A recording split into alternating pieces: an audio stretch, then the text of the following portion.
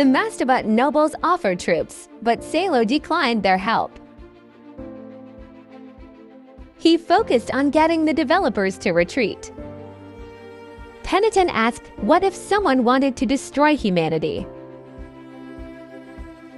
Sailo doubted the conspiracy theory about Demon King worshippers. But seeing this illogical mission, he reconsidered it. The battle begins. Lamela's front line starts to attack. Norgal and his troops shoot from the fortress walls. Lamela survivors are blocked by fences and burned. Sab guards the rear while Kivia and the Holy Knights defend the base. A human appears riding a Lamela horse, changing the situation. He destroys Norgal's fences with fire arrows. Lamela forces break through and destroy the front iron gate. This is a turning point for Sailo to believe Lamela can communicate. Tiarita hesitated to kill the human, even if they sided with the Demon King. Sailo asked Kivia, but she didn't know the answer either. They were clearly mercenaries hired by the nobles. Even the fully armed Holy Knights had trouble catching them. The next target is the underground tunnel guarded by Tatsuya and Penitent. As the front line worsened, Norgal refused to retreat and asked for reinforcements. But the heroes knew reinforcements would never come. Norgal then ordered the cannon fire gaps to be opened. The miners immediately loaded and fired the cannons. Unfortunately, their aim was off, allowing some Lamela to break through. The cannons couldn't fire continuously while the next wave approached. Sailo had no choice but to move to the front line. As the Demon King appeared, he carried Tiarite and jumped at the enemy. On the other side, Tatsuya slaughtered those siding with the Demon King. The Demon King noticed their presence. Tiarita summoned her swords, and Sailo threw them one by one. Explosions destroyed the Lamela, but as they jumped, Lamela bit Sailo's leg, surrounding them. Suddenly, cavalry arrived and destroyed the enemy lines. They provided an opening for Sailo to retreat. They were the troops from Mastavold. Sailo immediately scolded Penitent for receiving their help in the midst of the chaos. Dodo appeared because he was chased by mercenaries for having no money to pay them. Instead, Dota looked for money from the dead mercenaries to pay them back. Taking advantage of the Demon King's confusion, Sailo returned to the battlefield. Tiarita summoned a giant sword and stabbed it into the Demon King's body. Tiarita's effort reminded Sailo of his old goddess. Sailo then activated the traps he had prepared. The ground exploded and made the Demon King fall. Tiarita created 5 more powerful giant swords and stabbed him with all her might. But the cornered Demon King suddenly attacked by firing hundreds of fangs at them. Sailo ran to protect Tiarita, but the Demon King rose again and targeted him. On the other side, the front line had collapsed. Norgal ordered the miners to retreat even though there was no place truly safe. Tiarita had already reached her limit while Sailo still stood despite being severely injured. Tiarita firmly stated that she would continue fighting because she is a powerful goddess. This time Sailo did not refuse her help. He realized Tiarita was no longer fighting with a death wish and he promised to stay alive. Tiarita opened her cloak, summoning a holy sword from the outer world for a decisive attack. Sailo tried to pull the sword, but his body was repeatedly hit by the Demon King's attacks. From a distance, Dota arrived to help protect him while Sab provided fire support. At the right moment, the holy sword was successfully summoned. Sailo's hand was momentarily devoured by the Demon King, but he still managed to stab the enemy. Tiarita fell weak and fell asleep. Sailo praised her, saying she was truly great before finally fainting himself. Upon waking up, Sailo saw a man with glasses who claimed to be an ally of the heroes. He was grateful Sailo's condition improved without having to undergo body repairs. At that time, Sailo also received a gift from residents who called him the Lightning Hero. Sailo told the man to go. Then the man warned that the hero's actions had attracted attention. He advised Sailo not to violate orders too often, because there are factions that consider the heroes as a nuisance. Not long after, Tiarita approached him, and Sailo unconsciously saw Sinerva's shadow in her. Tiarita cried because she felt forgotten, but Sailo gently rubbed her head and comforted her. After rubbing her head for a while, Tiarita held Sailo's hand and praised his hard work. Not long after, Kivia arrived bringing information. After the war ended, Sailo and Tiarita were now under Kivia's supervision. The hero's mission then shifted to protecting Tiarita while she was inside the city. This was because a cult, which had been expelled by the temple, rejected the presence of a new goddess. They collaborated with an assassin syndicate with the goal of harming Tiarita. When Penitent arrived, Sailo immediately hit him for accepting help from the Mastibolds, while Tiarita tried to stop them. Penitent explained that Frenzy Mastibold was adamant about meeting Sailo. Hearing this made Tiarita curious, and Sailo then revealed that Frenzy was his former fiancé. Upon meeting him, Frenzy immediately insulted Sailo, calling him a disgusting person. Sailo could only sigh while holding his head. Despite the constant insults, Frenzy seemingly still considered Sailo as her fiancé. Frenzy even casually mentioned that Sailo was liked by strange creatures again, which left Tiarita speechless in the middle of the conversation. The conversation turned serious when Frenzy revealed that her troops, who were hunting the Demon King's calamities, suddenly disappeared. Their last known location was around the city, and the target was Calamity number 59, Spriggan. It is suspected that Spriggan can disguise itself as a human, a rare ability even among Demon Kings. Frenzy excused herself, but seemed to realize that Kivia had been eavesdropping on there. Following the meeting, Sailo and Kivia discussed who would be suitable to assist in the mission to guard Tiarita. Since many were unavailable, Sailo eventually chose Sab, even though he was constantly noisy throughout their journey. Tiarita asked Sailo to pick out a gift for her. They wandered around until Sailo found a suitable dagger. While swinging it, Sailo saw a suspicious figure in the reflection of the dagger. Kivia, realizing a direct attack was coming, cut off the attacker's hand while Sab killed the others on the spot. Panic spread among the citizens. The situation became even more suspicious because there were no holy knights on guard. Sab mentioned they were poorly trained, leading Kivia to suspect the attackers were from the Coexistence faction. However, there was a strange figure among them who was even capable of severely injuring Sab's hand. As Sailo and Kivia fought together, the creature's hand turned into a scythe. Shortly after, another figure named Vazam appeared along with a lightning staff squad. Kivia plunged her sword into the ground, creating a shield of light to withstand the electrical attacks. Meanwhile, Sailo faced Bujum and struggled to fight him. Tiarita wanted to help, but Sailo stopped her because he knew the pain a goddess experiences when fighting humans. Fortunately, Jessie arrived with her dragon and burned their enemies. Tiarita noticed that her rejection reaction towards Bujum was weaker, leading her to speculate that Bujum was a Spriggan. Thanks to the hero's cooperation, Tiarita was successfully saved from the assassination attempt. However, the guard barricades were broken at many points, and nearly half of the troops were killed. The Holy Knights began to speculate that there was a traitor among them, and Sailo was among those suspected. They then met their consultant, High Priest Marlin, who was also Kivia's uncle. He explained the interrogation results. Most of those caught alive were just oblivious adventurers. Kivia blamed herself for failing to capture the mercenaries alive. Her uncle comforted her, saying that excessive responsibility would not bring good results. Hearing that, Kivia felt a bit calmer. Sailo then suggested they investigate the adventurers' union first. Their target was Lidio Sordic, a leader of that union. On the other hand, Lidio received a report that the assassination mission against Tiarita had ended in failure.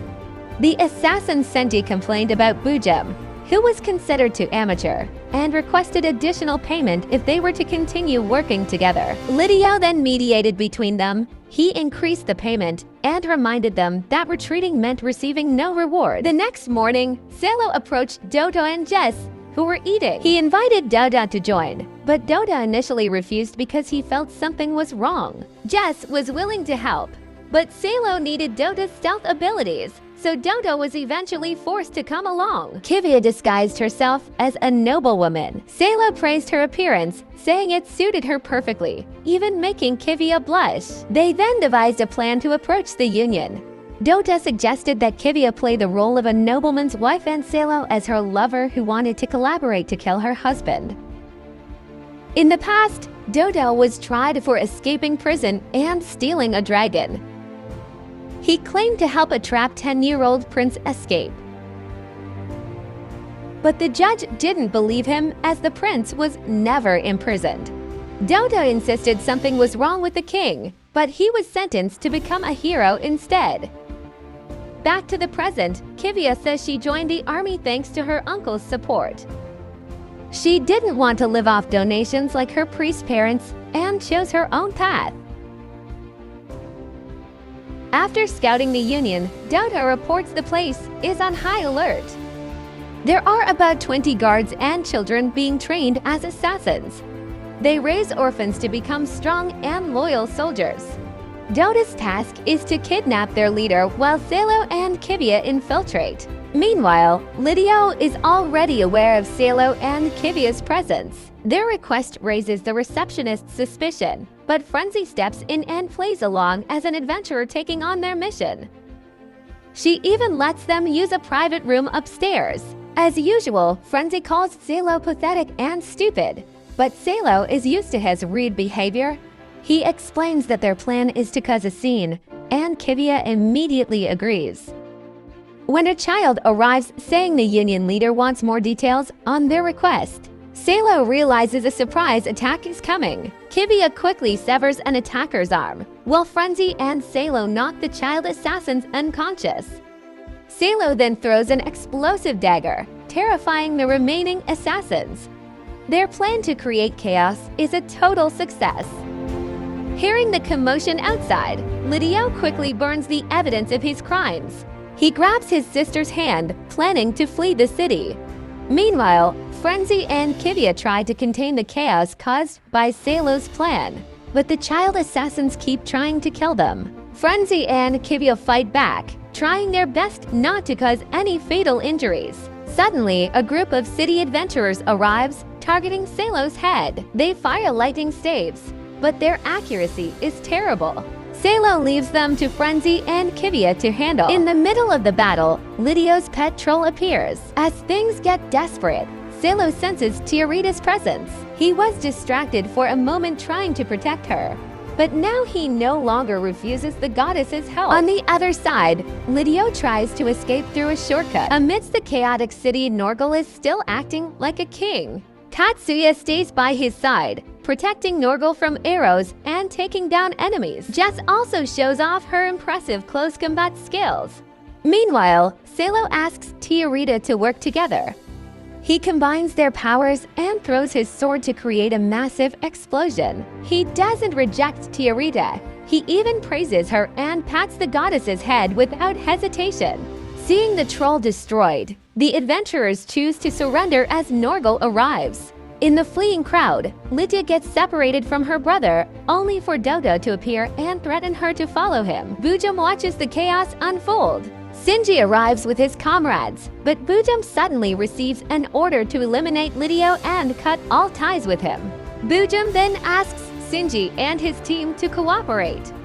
They soon realize that Bujum is the Demon King's calamity. Lidio is finally captured. He admits he planned to kill Sailo and Tiarita, but he doesn't know who his client is. Sailo grabs him by the hair and offers a deal: cooperate, and he won't be handed over to the Holy Knight. Lidio agrees, on the condition that his siblings are not harmed. He reveals that his client is the Coexistence faction. 10 days earlier, he met a man in a black mask who forced him to choose, obey or die. The faction watched him constantly, demanding proof of his usefulness. Their goal is to hand over all power to the Demon King. They want to reorder humanity into a hierarchy of slaves and masters. The world is nearly theirs, and Lidio hoped to become an overseer. Sailo demands more information. Suddenly, they are attacked from a distance, and Lidio uses the chaos to flee. He reunites with his sister, but finding out he leaked information, Eri kills him. It turns out the real Eri died long ago, and this imposter has been killing other children. She orders Bujum, Shinji, and the others to destroy the city. Their mission: massacre the humans and kill goddess Tiarita. The figure inside Eri is revealed to be the Demon King, Spriggan. Kivia finds evidence, a half-burnt item bearing a temple's crest. She remembers Lidio mentioning the name Maya Zelkov. The clues point to someone close to her, but she's hesitant to believe it. Meanwhile, Peniden delivers Reno's official release papers to a guard. Tiarita complains about being stuck inside, but Sailo must follow orders. Luckily, Kivia arrives and allows Tiarita to go out near the military base. Kivia also tells Sailo to go greet High Priest Marlin. When asked why she isn't coming, Kivia says she's busy, looking exhausted. They head to the temple, where children are lining up for Tiarita's autograph. Priest Marlin explains that Sailo is also quite popular with the kids.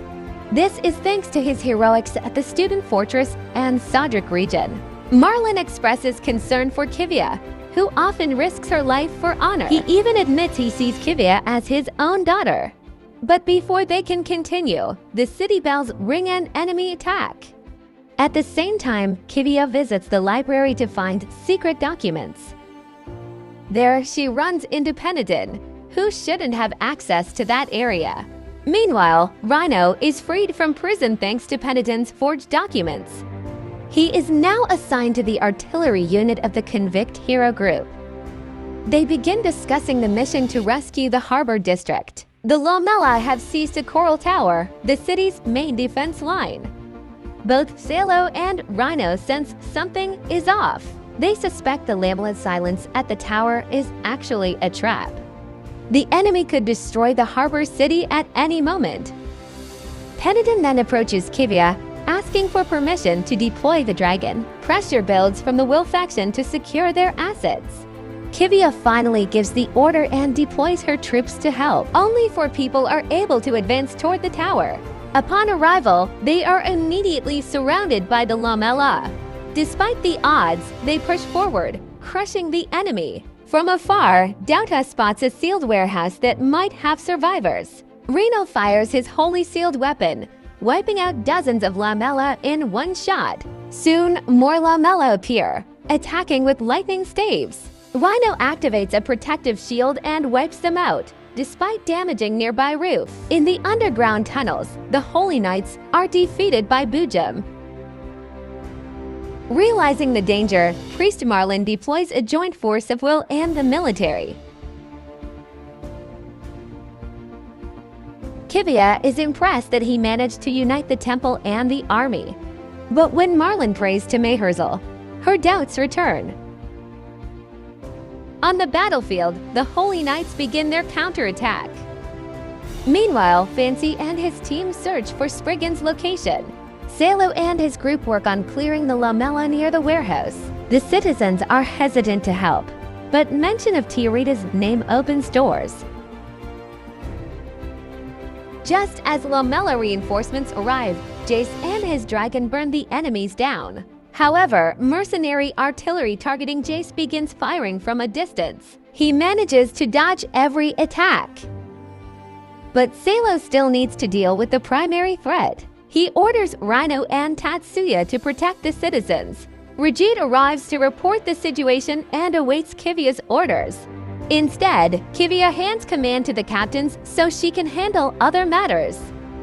Rajit understands and chooses to trust the captain's leadership. Seeing this trust, Kivia finally voices her own doubts. On the battlefield, Sailo cuts through thousands of Lamella toward the artillery tower. The only bridge to the tower is heavily guarded, but Sailo and Tiarita destroy it with a massive sword blast. The enemy artillery fires at Sailo, but Tiarita blocks every shot. In midair, Sailo is caught by the lamellae and suddenly ambushed by Senji. Fortunately, Tiarita throws a sword to block the enemy's Iron Fist attack. Sailo then hurls Senji into the air, right as Jace's dragon crashes into him.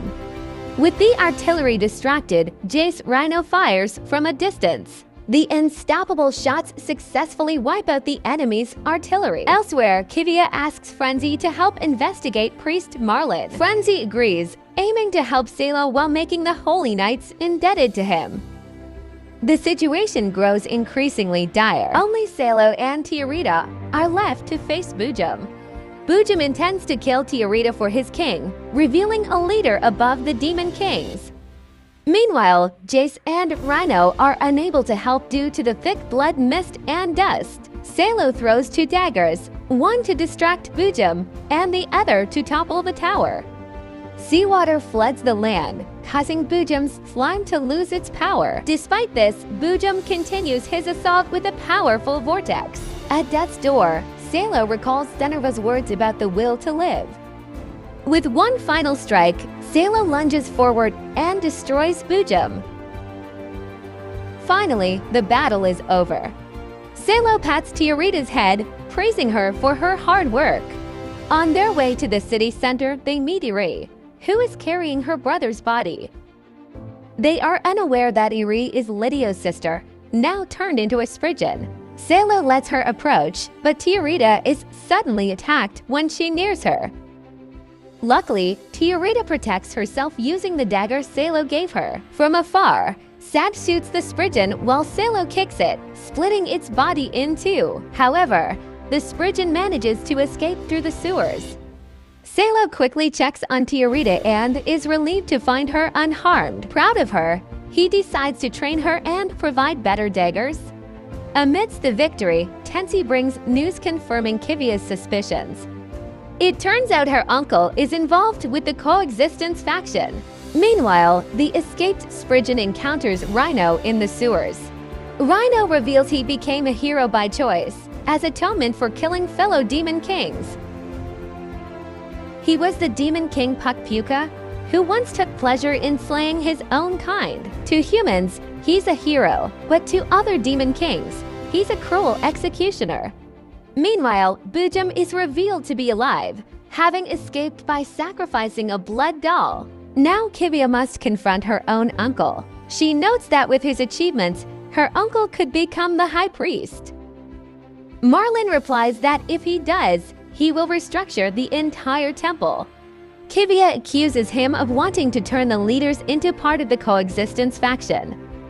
Presenting all the evidence, she even returns the sword her uncle gave her. Marlin confesses everything, claiming he did it for his family and followers. He only wanted to ensure the safety of those closest to him. This contrasts with Kivia, who cares for the well-being of everyone. He tries to persuade Kivia to join him, but she draws her sword instead. The conflict ends in tragedy. Marlin tries to kill Kivia, but Regit dies protecting her. In a fit of rage, Kivia kills her own uncle. As the heroes rest, Frenzy brings bad news. The attack on Love City was a distraction. Demon King Abdon has breached the defenses and seized the second capital. Meanwhile, Kivia is framed for the murders of Marlin and Regit. Her explanation about the Coexistence faction is ignored. She is forced to confess in exchange for a promise of release. Kivia requested a trial, but her plea was ignored. While in prison, she was approached by a man in glasses along with his counsel, who summoned a book containing detailed information about the incident. He gives her two choices: be executed as a traitor or become a convict hero, refusing to be labeled a part of the Coexistence faction. Kivia chooses the second path. She is willing to sacrifice everything to fight for people she doesn't even know. To truly become a hero, she must die once. With firm resolve, Kivia draws the knight's sword. Her memories are stored in the goddess's book, and she officially becomes a convict hero.